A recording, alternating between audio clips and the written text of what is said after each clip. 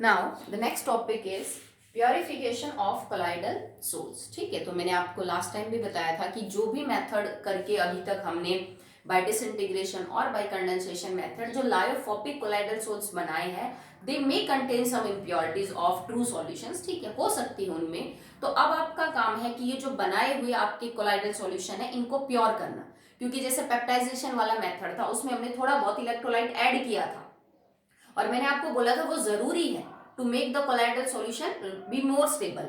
पर अगर आपने जरूरत से ज्यादा वो चीज डाल दी ना तो वो कोगुलेट करवा देगी तुम्हारे कोलाइडल सॉल्यूशन को।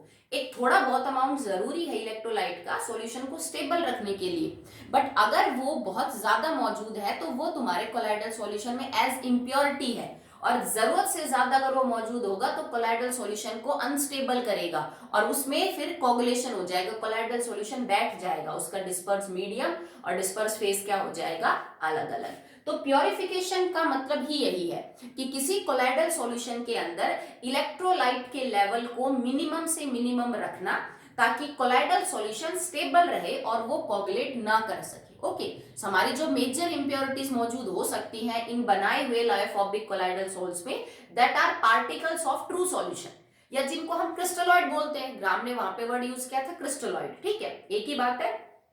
क्रिस्टलॉइड पार्टिकल्स की इंप्योरिटी या ट्रू सॉल्यूशन की इंप्योरिटी रह सकती हैं, क्योंकि जो तुमने इलेक्ट्रोलाइट डाला अगर वो जरूरत से ज्यादा है सॉल्यूशन में, it may coagulate colloidal solution. तो हमें उस इलेक्ट्रोलाइट के जो लेवल को है वो मिनिमम से मिनिमम रखना है। ठीक है, तो चलिए कुछ मेथड देखते हैं जिनसे आप ऐसा कर सकते हो। नंबर 1 मेथड है बेटा डायलिसिस। अब डायलिसिस से आप ट्रू सॉल्यूशन के पार्टिकल को कोलाइडल पार्टिकल से अलग कर सकते हो। और ये किस प्रिंसिपल के ऊपर काम करती है बेटा, हम यहाँ पे एक एसपीएम को यूज करते हैं, सेमी परमिएबल मेम्ब्रेन। और सेमी परमिएबल मेम्ब्रेन के जो पोर का साइज है वो इतना बड़ा है कि उसमें से ट्रू सॉल्यूशन का पार्टिकल तो पास हो जाएगा, बट उसमें से जो कोलाइडल पार्टिकल है उसके जो पार्टिकल्स हैं उनका साइज इतना है कि वो पास नहीं हो पाएंगे। तो हम बेसिक सा सिस्टम यूज कर रहे हैं, छोटा सा प्रिंसिपल है कि एसपीएम के अंदर उस कोलाइडल सॉल्यूशन को रखो जिसमें दोनों पार्टिकल हैं, कोलाइडल का भी और ट्रू सॉल्यूशन का भी। छेद का साइज इतना बड़ा है कि कोलाइडल सॉल्यूशन तो पास हो नहीं सकता, तो उसमें से ट्रू सॉल्यूशन के जो पार्टिकल है वो क्या हो जाएंगे, पास आउट हो जाएंगे। करना क्या आपको, सेटअप क्या होगा आपका, एक बड़ा सा आपने बीकर लिया, उसके अंदर आपने डिस्टिल वाटर भर रखा है। ठीक है, इट कंटेन डिस्टिल वाटर। ठीक है, हमने एक सेमी परमेबल मेम्ब्रेन लेनी है। अब वो कुछ भी हो सकती है, आर्टिफिशियल भी हो सकती है, वो नेचुरल भी हो सकती है, जैसे एनिमल ब्लैडर है, पर्चमेंट पेपर है, सेलोफेन बैग है। ठीक है, दोनों तरह से मिलती है। तो आप कोई भी एसपीएम यूज कर लीजिए और उसको एक बैग की फॉर्म में बांध दीजिए और ऊपर फनल लगा दीजिए। ठीक, आपको करना क्या है, एक फनल है ऊपर, ठीक है, ये उसकी नेक है, और इस फनल के चारों तरफ आपने एक, यूं समझ लीजिए, सेमी परमेबल मेम्ब्रेन का बैग सा बना के बांध दिया। ठीक है, आपने करना क्या है, एक पेपर ली, शीट ली, सेमी परमेबल मेम्ब्रेन, और उसको यूं करके और उसके बीच में फनल लगा के और फनल की नेक के चारों तरफ रस्सी से टाइट आपने उस बैग को बांध रखा है। And this bag contain solution, इसमें वो सॉल्यूशन है जो आपका एक्चुअली में इम्प्योर कोलाइडल सोल है। और मैं इसको इम्प्योर क्यों बोल रही हूँ, क्योंकि इसके अंदर प्लस में क्या मौजूद है, ट्रू पार्टिकल मौजूद है जो इम्प्योरिटी है। ऐसे आपको इसको क्या निकालना है बेटा, बाहर निकालना है। ठीक है, फनल से आपने ऊपर से सॉल्यूशन को डाला, आप चाहो तो इस फनल को यहां से कवर भी कर सकते हो किसी शीट से। ठीक है, उसके बाद आपको यहाँ पे डिस्टिल वाटर लेना है, और डिस्टिल वाटर में बेटा यहाँ पे आप एक ओपनिंग रख सकते हैं। ठीक है, डिस्टिल वाटर डालने की और निकालने की। क्यों रख रहे हैं हम, क्यों, क्योंकि यहाँ पे आपको ये जो पानी है ये बार बार रिप्लेस करना है, इसको इकट्ठा नहीं रखना कि जब तक पूरा प्रोसेस होता रहेगा तब तक ये distil water as it is रहेगा। हम करेंगे क्या, हम यहाँ पे सिंपल कुछ नहीं बेटा, देखो ये सेमी परमेबल मेम्ब्रेन है। ठीक है, ट्रू सॉल्यूशन का साइज छोटा है, क्रिस्टलॉइड का साइज बड़ा है। धीरे धीरे जो ट्रू सॉल्यूशन के पार्टिकल है वो यहाँ से बाहर पानी की तरफ आएंगे। ठीक है, बाहर पानी की तरफ आएंगे, धीरे धीरे उस पानी के अंदर मिलते जाएंगे और इसमें जो है वो क्रिस्टलॉइड पार्टिकल कम होते जाएंगे। अब तुम्हें यहाँ पे इस पानी को लगातार रिप्लेस करते रहना है। क्यों? क्योंकि अगर यहाँ पे आपने पानी को नहीं बदला और ट्रू सॉल्यूशन के पार्टिकल इधर से निकल के बाहर इकट्ठे हो गए, तो अगर पार्टिकल अंदर से बाहर आ सकता है तो पार्टिकल बाहर से अंदर भी जा सकता है वापस। तो हम उस सिचुएशन को नहीं लाना चाहते। हम क्या करते हैं कि जैसे ही पार्टिकल ट्रू के बाहर पानी में आते जाएंगे, पानी को हम रिप्लेस करते जाएंगे, इसको बदलते जाएंगे, और इसको निकाल के और डिस्टिल वाटर डाल दिया, इसको निकालते रहे नीचे से, ऊपर से डिस्टिल वाटर और डाल दिया, ताकि डिस्टिल वाटर अपने साथ साथ जो क्रिस्टलॉइड पार्टिकल है, ट्रू पार्टिकल है, उनको अपने साथ ले जाता रहे। कुछ टाइम बाद आप देखोगे कि इसके अंदर जितने भी ट्रू पार्टिकल्स हैं वो सारे चले गए हैं, ठीक है, और अंदर सिर्फ क्या बच गए हैं, आपके जो कोलाइडल सॉल्यूशन के पार्टिकल है वो बच गए।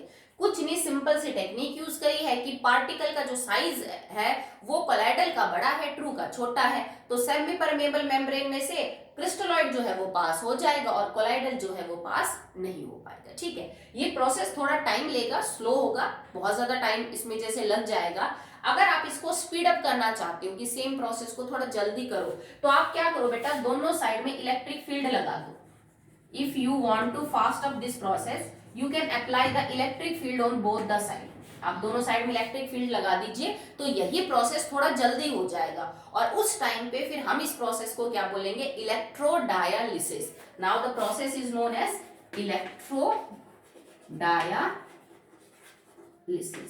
ठीक है, तब हम इसको इलेक्ट्रोडायलिसिस बोलेंगे। सिंपल इसी प्रिंसिपल के ऊपर ये काम कर रहा है। और सेम चीज है जो हम डायलिसिस करते हैं, जिनकी किडनी खराब हो जाती है, हम डायलिसिस मशीन पे उनको बार बार लेके जाते हैं ताकि उनका जो ब्लड है वो प्योरीफाई हो सके।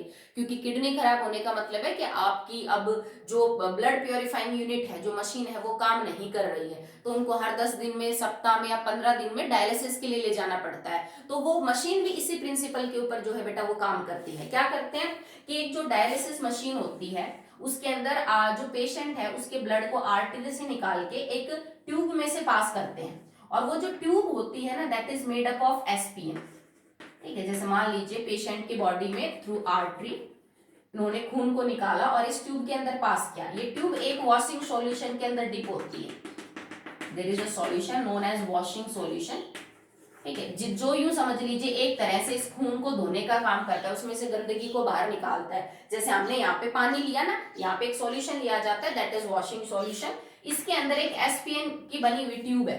हम पेशेंट का ब्लड आर्टरी से निकाल के थ्रू दैट पाइप्स, ठीक है, और इसमें से पास करेंगे। अब ब्लड जो है ना बेटा, उसके अंदर एक्सेस आयंस हो सकते हैं, जरूरत से ज्यादा आयंस, ठीक है, जैसे वो बाहर निकालनी हो, वेस्ट प्रोडक्ट कोई बाहर निकालना हो, ठीक है। और ज्यादातर इन वेस्ट प्रोडक्ट्स का आयंस का जो साइज है वो छोटा होता है, वो इस मेम्ब्रेन में से पास हो जाएंगे, ठीक है। मतलब जैसे ही खून यहाँ से गुजरेगा, बाकी जो एक्सेस आयंस हैं, जो वेस्ट मटेरियल है, वो यहाँ से इनके थ्रू पास होके इस सॉल्यूशन में आ जाएगा, ठीक है। ब्लड नहीं होगा, क्योंकि अगर ब्लड ही बाहर निकल गया फिर बहुत नुकसान हो जाएगा। जो हीमोग्लोबिन है, ब्लड है, that is a colloidal solution. आप आगे पढ़ेंगे इसको, ब्लड हीमोग्लोबिन एक कोलाइडल सॉल्यूशन है। जबकि जो एक्सेस आयंस और इंप्योरिटी मौजूद है, नाइट्रोजनस वेस्ट मौजूद है ब्लड में, उनका नेचर ट्रू पार्टिकल का होता है, तो वो बाहर आ जाएंगे सॉल्यूशन में। इस सॉल्यूशन को आप बदलते रहो, जैसे आप पानी को बदल रहे थे, लगातार आपकी इंप्योरिटीज बाहर होती जाएंगी, और यहाँ से फिर जो ब्लड निकलेगा वो इंप्योरिटीज में काफी हद तक क्या होगा, फ्री हो चुका होगा।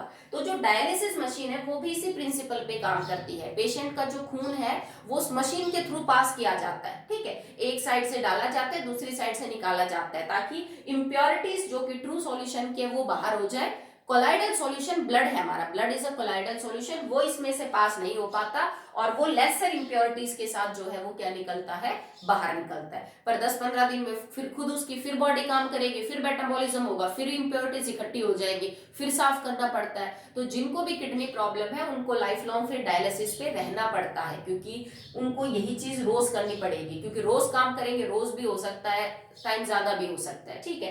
तो रोज हमारी बॉडी काम करेगी, तो रोज नाइट्रोजनस वेस्ट प्रोडक्ट्स क्या होंगे बेटा, इकट्ठे होंगे। ओके, तो फर्स्ट तो आपका जो प्रोसेस है दैट इज डायलिसिस, इससे आप प्योरीफाई कर सकते हो। अब हम सेकंड मेथड के ऊपर चल रहे हैं।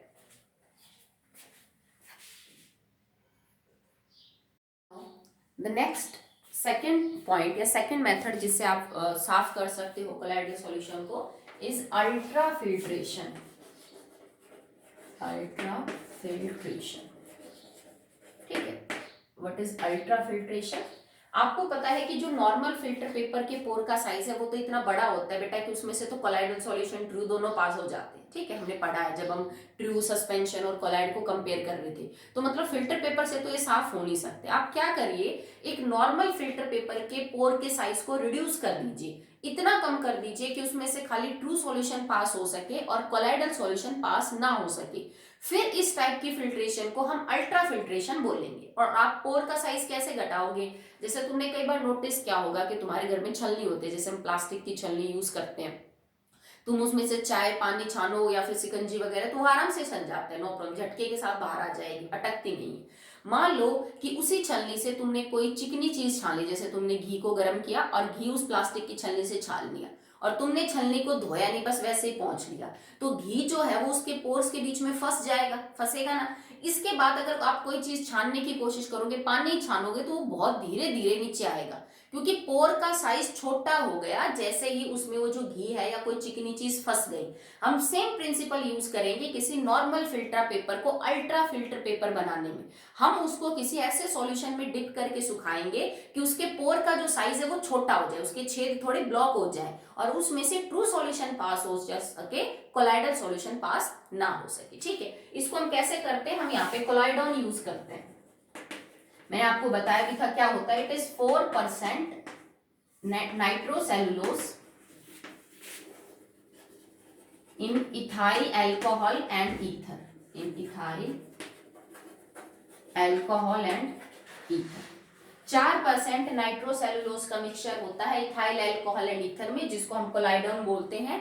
तो आप एक नॉर्मल फिल्टर पेपर को इसके अंदर डिप करिए, ठीक है, और उसके बाद इसको फर्दर डिप करिए into formaldehyde solution, formaldehyde solution, और फिर उसको सुखा लीजिए, ठीक है। उसके बाद ये जो नॉर्मल फिल्टर पेपर है, इसके पोर का जो साइज है वो काफी हद तक रिड्यूस हो जाएगा और इतना छोटा हो जाएगा कि उसमें से सिर्फ ट्रू सॉल्यूशन के जो पार्टिकल्स हैं, इलेक्ट्रोलाइट्स के जो पार्टिकल, एक्सेस ऑफ इलेक्ट्रोलाइट, वो पास हो सकेंगे और जो कोलाइडल सॉल्यूशन है वो पास नहीं हो सकेंगे। तो हमने एक नॉर्मल फिल्टर पेपर को अल्ट्रा फिल्टर पेपर बनाया and this process is known as ultra filtration, ठीक है। उसके बाद जब आप अल्ट्रा फिल्टर पेपर बना लेंगे और तब आप उस फिल्टर पेपर में से इन कोलाइडल सॉल्यूशन को पास करेंगे जो कि इम्प्योर है, तो इम्प्योरिटीज तो नीचे आ जाएंगी भाई, जो भी इम्प्योरिटीज है, अगर कोई इम्प्योरिटीज वाटर सॉल्युबल है तो वो नीचे आ जाएगी पानी के साथ घुली हुई, ठीक है। अगर कोई ट्रू सॉल्यूशन की इम्प्योरिटी है वो नीचे की तरफ आ जाएगी और फिल्टर पेपर के ऊपर आपका स्लाइम सा बच जाएगा, क्योंकि सॉल्यूशन था ना, तो एक मतलब यूं समझ लीजिए आपको जेली लाइक एक पेस्ट सा मिलेगा, ठीक है, थोड़ा सा सेमी सॉलिड पेस्ट सा मिल जाएगा ऊपर कोलाइडल पार्टिकल्स का और नीचे वाटर सॉल्युबल इंप्योरिटीज या ट्रू सॉल्यूशन की इंप्योरिटीज नीचे आ जाएंगी। अब आप क्या करो, क्योंकि अब ऊपर सिर्फ कोलाइडल पार्टिकल रह गए, आप ये जो स्लाइम है इसको यहाँ से निकालो और किसी पर्टिकुलर डिस्पर्शन मीडियम में ऐड कर दो, आपका बन जाएगा कोलाइडल सॉल्यूशन, क्योंकि आपने कोलाइडल सॉल्यूशंस को तो बाहर कर लिया ना प्योर स्टेट में। अब इसको जिस डिस्पर्शन मीडियम से पहले आप मिक्स कर रहे थे, प्योर डिस्पर्शन मीडियम लेके और उसके अंदर आप क्या कर दीजिए, इसको मिक्स कर दीजिए, दोबारा से आपका जो कोलाइडल सॉल्यूशन है वो बन जाएगा, ठीक है। इसके अलावा और भी कई डिवाइस होती हैं, जैसे इतना तामझाम नहीं करना पड़े तो और भी कई फिल्टर पेपर होते हैं जिनके पोर का साइज काफी छोटा होता है पहले से ही, जैसे अनग्लेज्ड पोर्सिलिन आप यूज कर सकते हो, सिंटर्ड ग्लासेस यूज कर सकते हो, जिनमें से भी ट्रू पार्टिकल्स पास हो जाएंगे और कोलाइडल सॉल्यूशन पास नहीं होंगे, ठीक है। तो next one is and the last is ultra centrifugation.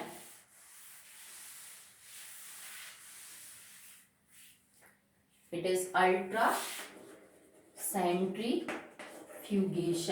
हम इसमें सेंट्रीफ्यूग मशीन को यूज करेंगे, ठीक है। करना क्या, आप सबने देखी होगी, जैसे हमारे घर में रही होती है, लैब में आपने सेंट्रीफ्यूगिंग मशीन भी देखी होगी, उसमें जो कई साँचे होते हैं टेस्ट ट्यूब्स को रखने पे, और वो एक मशीन है जो बहुत हाई स्पीड से घूमती है, जैसे हमारे घर में रही जो है वो घूमती है, ठीक है।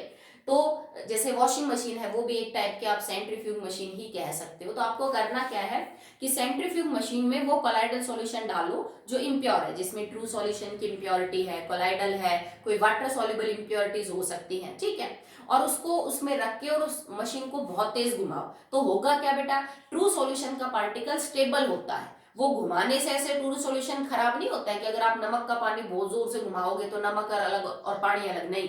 बट हाँ, कोलाइडल सॉल्यूशन टूट जाते हैं जब उनको इतनी हाई स्पीड से घुमाया जाता है। जैसे तुम दूध है, दूध को बहुत तेजी से घुमाओगे तो वो अलग अलग हो जाएंगे, उसके फैट और वाटर, तभी तो घी ऊपर आ जाता है रई से। तो कोलाइडल सॉल्यूशन इतने स्टेबल नहीं है कि वो सेंट्रीफ्यूग मशीन के को झेलने के बाद भी सही स्टेबल रह सके। तो जब आप कोलाइडल सॉल्यूशन को सेंट्रीफ्यूग मशीन में पास करेंगे, रखेंगे, घुमाएंगे, जिसमें इम्प्योरिटीज हैं, तो इम्प्योरिटीज और जो ट्रू सॉल्यूशन है वो तो वैसे के वैसे रहेंगे, but colloidal solution settle down हो जाएगा। ठीक है, टेस्ट ट्यूब के अंदर ऊपर आपकी ट्रू सॉल्यूशन और इम्प्योरिटीज रहेंगी मिक्सअप, और नीचे आपको सेटल डाउन प्रेसिपिटेट्स की फॉर्म में मिलेगा आपको कौन, कोलाइडल पार्टिकल। अब आपको करना क्या है, पहले ये वाला जो लिक्विड है इसको आप निखार लीजिए, या फिर नॉर्मल फिल्टर पेपर में, नॉर्मल तो नहीं क्योंकि उसमें से पास हो जाएंगे, एक अल्ट्रा फिल्टर पेपर लेके या कैसे भी इसको आप साफ कर लीजिए।